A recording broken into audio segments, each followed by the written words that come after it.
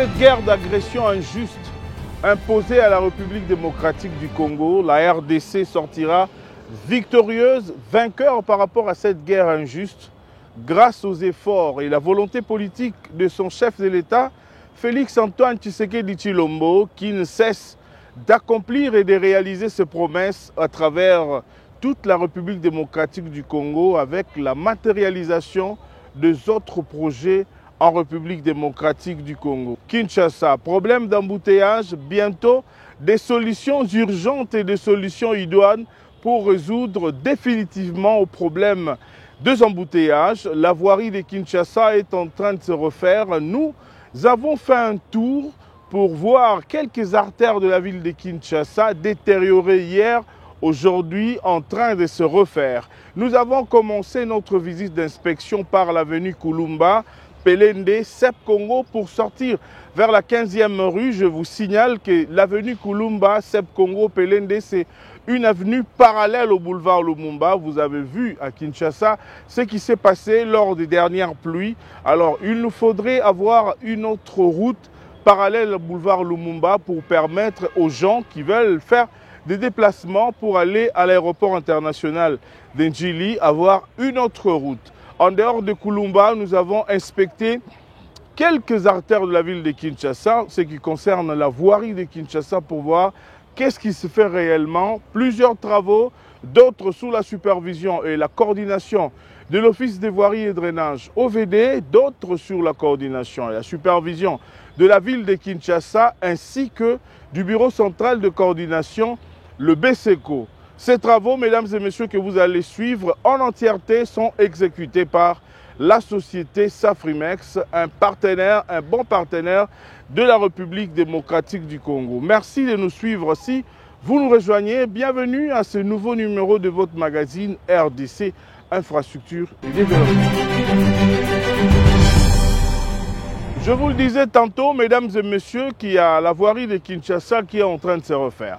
La société Safrimex, qui est à pied d'œuvre depuis plusieurs mois, à travers plusieurs chantiers ici à Kinshasa, est en train de réaliser un travail exceptionnel comme vous allez le découvrir. D'abord, avec la parallèle du boulevard Lumumba et d'autres avenues que nous avons visitées. Je vous convie à suivre, mesdames et messieurs, cette tournée que nous avons réalisée à Kinshasa, pour inspecter les travaux qui se réalisent sous le leadership et sous la vision du chef de l'État et de son gouvernement, Félix-Antoine Tshisekedi Tshilombo, lui qui a un grand souci de mettre à l'aise et de doter des infrastructures de base et de qualité à la population de la République démocratique du Congo. Regardez.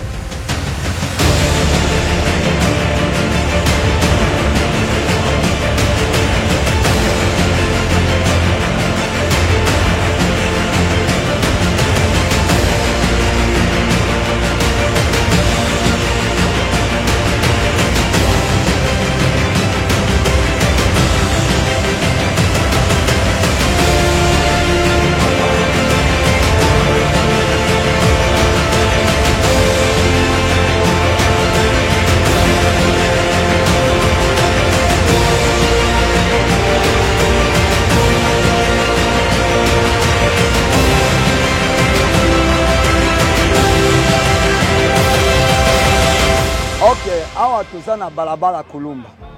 Toza na esengo mingi parce que liboso awa ezalaki moto pale ka eza passe. Et kokaki même koleka te pe mapango ezalaki même na valeur te.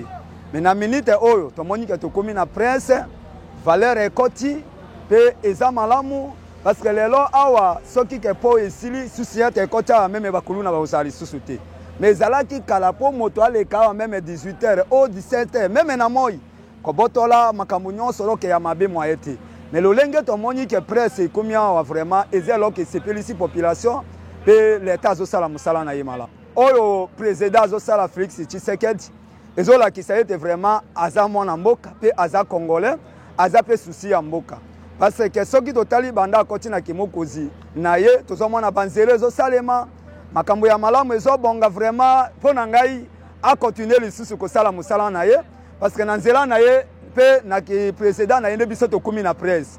Alors eza malamu na oyo azosala soki moninga azosala malamu il faut komisa ye.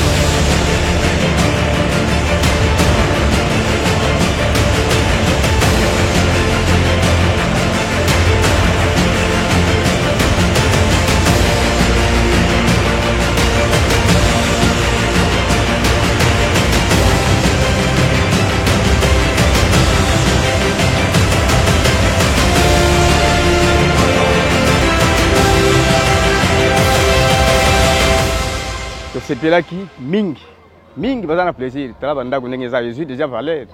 Jésus va valeur. Oh, na plaisir ba toi kokota quartier du mouvement. Nzele ke malamo. Très bien. D'ailleurs écoute misala ndenge sala ma eza bien. Wana za déjà présent na biso benza ya siro biso to pona. Mais présent Fati, présent Félix Fati et surtout béton. Auto pesa combo. Pour tous les batanda déjà n'est tout ça. Ceux qui étaient quartier gros sur les côtés, disons pour les cabas saler le côté. Tant qu'on y a côté déjà talaga va secteur n'est pas changer déjà mouvement. Pour qu'il ne t'y va pas ça, si tout rail, ta rail bientôt train zo banda. Allez bongi côté déjà va zo bongi sango, banzela msuezo landa, tozi sans fil, mataku moana, ezoya, ezo kendeti catholique, ezo kutana nzelo. Et on fait ça bien plaisir. Donc, secteur, vraiment, ça va.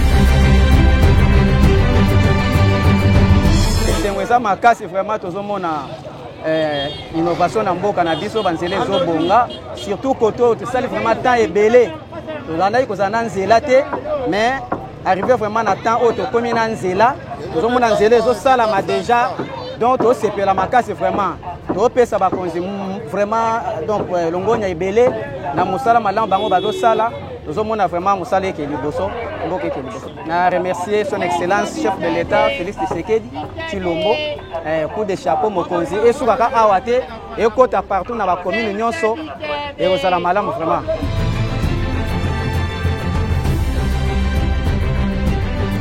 Twana esengo makasi awa potopoto ezalaki kala bato ya makolo babando leka te lelo toleka ndenge tolingi twana nzela piéton ya ciment ya béton lokola afaci béton asali nzela piéton ya béton lelo tomona transport ya 2000 ekoma 500 twana esengo makasi ti makambo ekoleka awa tokofuta ata na ba 300 maloba nyonso yango wana mokonzi ya mboka atika biso te makambo edevelope kaka.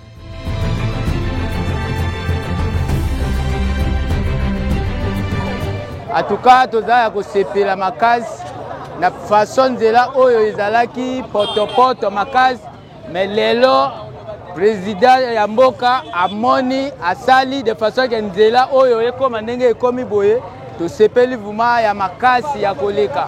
To féliciter mokonzi ya mboka na nyonso oyo azosala pa na balabala oyo normalement na deuxième balabala moko ezali awa ya Roi Baudouin balabala wana pe basopela biso mwa mabanga ezala na liberté na Roi Baudouin de façon que balabala wana ezala tout droit mbala moko esila musala esila.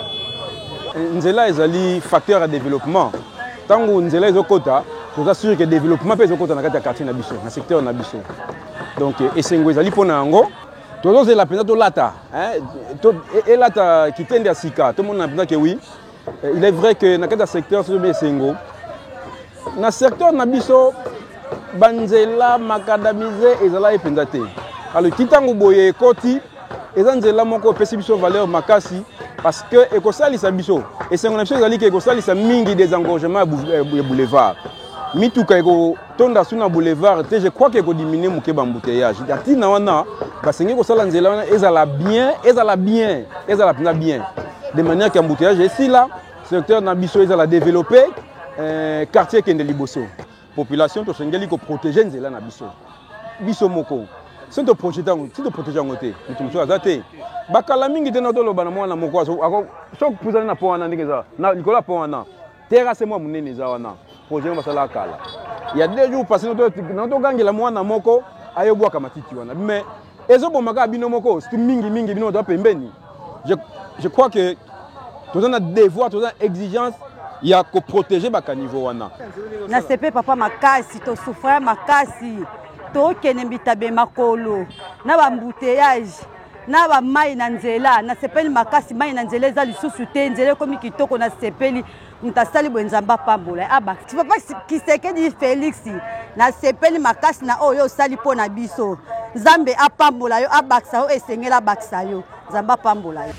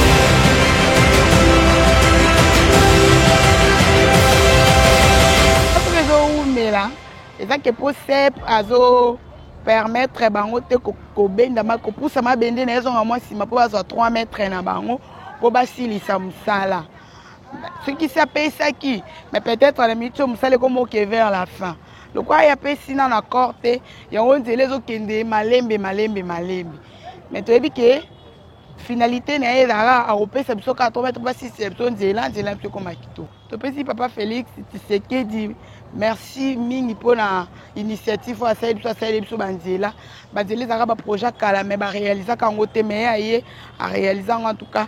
Topesi ye kalongonia aumela tosepeli vraiment na mosala osalela biso mpona biso bana Congo bana Petro Congo tosepeli vraiment makasi.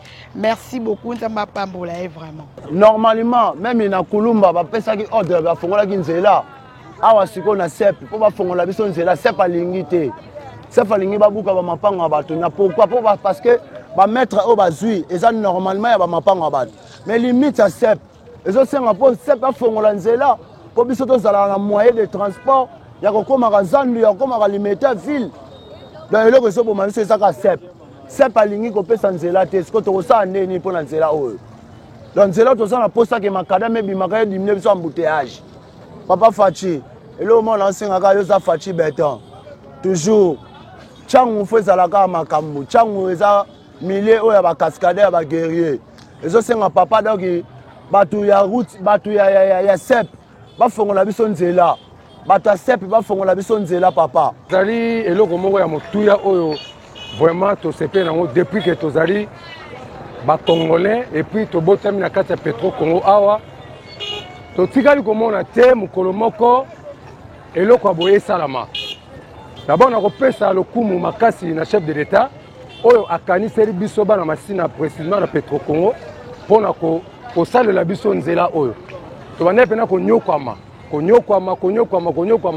mais nzambe akoti quand même na epa na ye mpona kokanisela biso na Petro Congo kosalela biso nzela oyo kofacilite biso mpona kokoma na ville soit na aéroport. Yango vraiment nakumisi makasi nzambe et puis chef de l'État. Ya mibale ezali problème oyo toza komona awa ya makasi musala oyo ezosalama ezokende malamu musala ezokende étape par étape tovandi tozomona mais toza kodéployer par rapport ya citation ya sepi oyo toyebi te eloko nini azoluka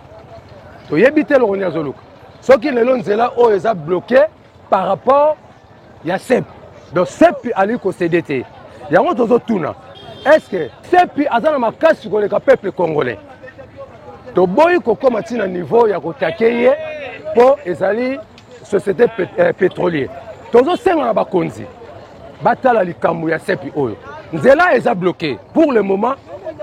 Sosimerse azosala musala na ye malamu par rapport ntango akomi na niveau ya awa en tout cas bakonzi ya mboka sepi abloqué biso sepi abloqué bango mpo bakontinue musala na bango.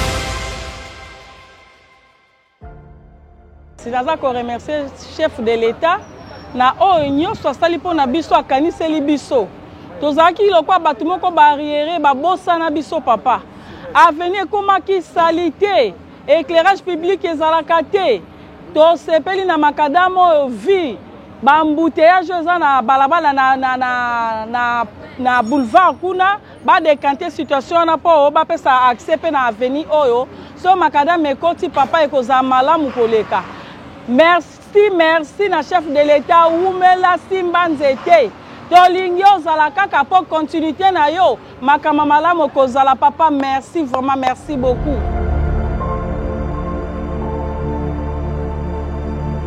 En tout cas merci beaucoup na chef d'État eloko ya asali ya kokanisela biso na avenir sep na Petro Congo en tout cas biso ba mama tosepeli makasi tozalaki rejeté banda tobotama toyebaka projet oyo biso toboti bana baboti lelo oyo aye ko réaliser promesse oyo babaka toyebaka yango ya kala to remercier ye nzamba bomba ye apesa ye mayele lisusu ya koleka bakonzi nyonso baleka bakanisaka balabala te kote okutu toyebi ata mokonzi moko akoma ata kote te me ye ndenge akanisi biso nzamba bomba ye apesa ye makasi apesa mayele ya koleka lisusu kimia ezala kati na ye mama Denise Umela azala conseiller mobali na yo conseiller ka mobali mwasi nde apesa mobali makanisa malamu kolanda batalibanda te kolanda batapembeni te mato ezala kozipama bino zala kaka na mobali na yo conseiller mobali na yo bokokende liboso biso ba peuple tokozala sima na bino merci beaucoup nzamba pambola bino na Venice musale kende malamu.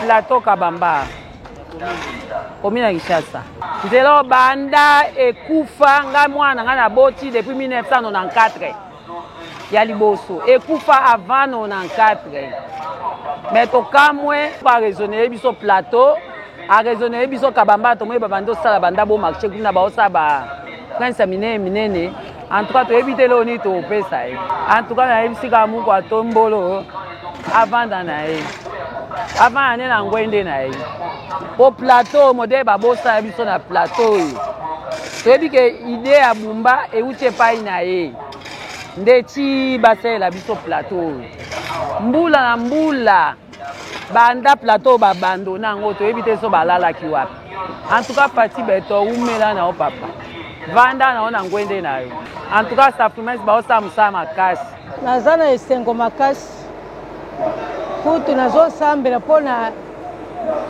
faci beton nzambe apesa elongi bi nzambe apesa nzoto ngolongono mpona kozwa likanisi ya kobongisela biso banzela oyo tozalaki mpo obima boye soki mbula ebeti mwaye obima libanda eza te lelo tokomi kobima à l'aise tozotambola à l'aise na plateau awa biso na église ya se tolalaka libanda biso bamama tobanda kolala na potipoti lelo tokomi kotanda bitoko tozolala lese bon mpo na ngai nalobi ke nzambe abakisila ye apesi sagesse ebele mpo mboka ekende liboso.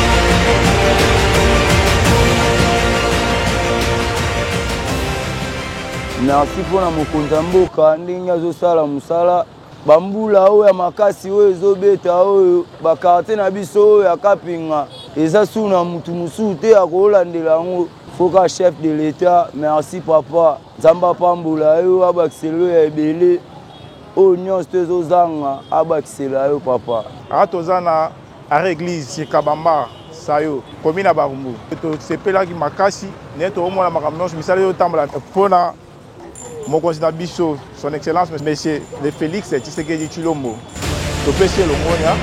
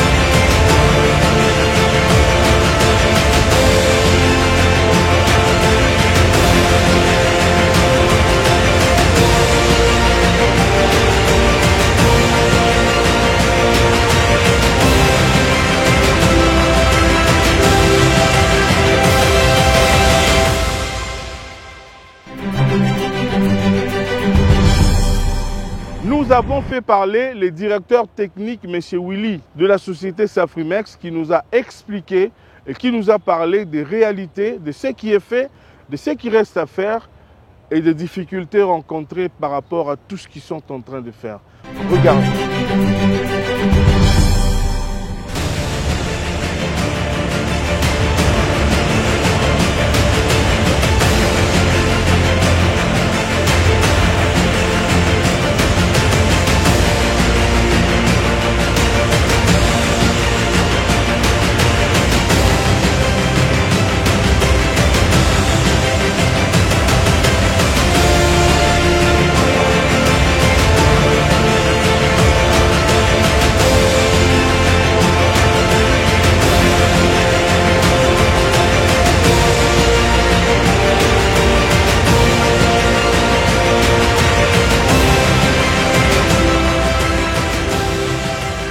Nous avons commencé par Kulumba, juste là où nous avons fait les ponts sur Mtsanga. Là, les petites difficultés, c'était dans les plans. On était en train un peu de discuter avec l'OVD qui a fait le plan. Et après, nous nous sommes mis d'accord. À cet stade, nous avons déjà fait tous les 2 kilés. Nous sommes en train de reprendre pour faire les murs de soutènement des 2 côtés. Et après, de part et d'autre, on va reprendre les caniveaux pour joindre avec les ponts. Et on a exproprié, ils sont déjà payés, il n'y a pas de problème là-bas. Là, nous sommes partis du pont. Après les ponts, nous avons visité les petits ponts, là on appelle Dalo, vers l'église catholique. Oui, à partir de là, le problème c'était l'église catholique. Il y avait la clôture qu'il fallait casser. Il y avait un petit problème avec les catholiques, mais on a trouvé solution. Nous avons commencé déjà à faire les caniveaux à cet endroit-là pour relier la route. À partir de là, maintenant, nous devons sortir sur CEP Congo. Là, vous parlez de CEP Congo, côté Petro Congo maintenant. La parcelle CEP Congo est dans l'emprise dont nous devons travailler. Il se fait que nous devons prendre 5 mètres de largeur et à peu près 600 mètres. La chaussée doit passer par là. Mais jusqu'à présent, CEP Congo ne veut pas céder cet espace-là. Je pense que les autorités doivent peser de leur poids pour chercher à trouver solution, sinon ça va bloquer le travail. On a écrit, les gens ont visité les chantiers à plusieurs reprises, mais jusque-là, il n'y a pas de solution. Il est important vraiment qu'on puisse trouver solution. Pourquoi? Parce que la route Kulumba, dès que nous allons terminer cette route-là, ça va désengorger les embouteillages des quartiers 1. Parce que celui qui prend cette direction-là ne va plus revenir sur le boulevard. Plus loin, nous avons vu là où il faut lancer le deuxième pont sur Rivière Ndjili. Donc en faisant cela, je pense qu'on n'aura pas de problème des embouteillages au niveau des quartiers 1 là-bas. À partir des marchés Liberté, là nous avons déjà fait. Là, la route est vraiment sur le point de mettre seulement la couche de roulement. Vous pouvez entrer par là et ressortir. Si on parvient à relier les dallos là-bas, il n'y aura pas de problème. Là, c'est déjà fait. Les points qui nous est difficulté maintenant pour avancer, c'est juste le coin de Petro-Congo, le coin de CEP Congo là. Donc si on arrive à terminer là-bas, quelqu'un peut entrer par le marché Liberté et il ressort sur Petro-Congo et il avance. Donc si on peut nous permettre de travailler à cet endroit-là, je pense que ça va nous aider. Après là-bas, nous avons visité les chantiers Plateau. Plateau, c'est en ville ici. Ce sont des avenues qui sont proches du marché. Il était dit que nous puissions faire tout le long du marché, tous les avenues qui sont là, que ce soit propre, parce que quand on va ouvrir les grands marchés, qu'il y ait des accès faciles. Nous avons travaillé sur Plateau. Nous sommes déjà prêts à mettre la couche de roulement. C'est en béton là-bas. Nous allons bétonner comme nous avons bétonné ici, Colonel Lebea. Donc là, il ne reste plus grand-chose. La grande partie maintenant, c'est au niveau des marchés Zikida. C'est vers là-bas que nous sommes. Mais en bas, on a déjà terminé. Après ça, nous avons visité Kabamba.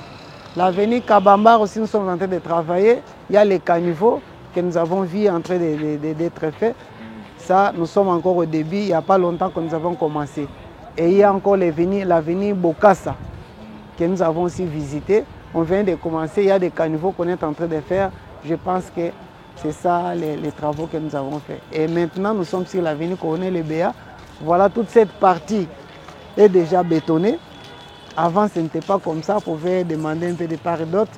Mais maintenant, c'est bien, on circule très bien, calmement, il n'y a pas de problème. Nous sommes maintenant en bas là-bas vers Kasaï. Safrimex est vraiment pour le Congo et beaucoup plus pour Kinshasa.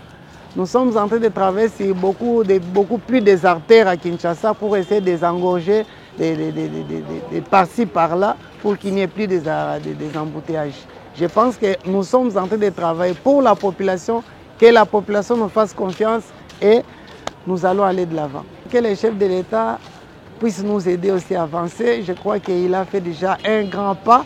Nous voulons travailler à côté de lui et aussi avec les gouverneurs de la ville.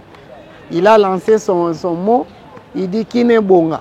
Nous voulons tous que Kinebonga. Donc nous sommes en train de travailler pour que nous allons. C'était pour nous un grand plaisir de vous savoir très nombreux devant vos petits écrans.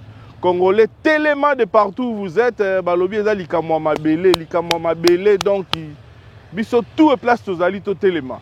Ici, tel que je suis debout devant vous, tel que vous êtes en train de me voir, je vous dis qu'il n'y a qu'un seul parti politique en ce moment en République démocratique du Congo, c'est la RDC, République démocratique du Congo.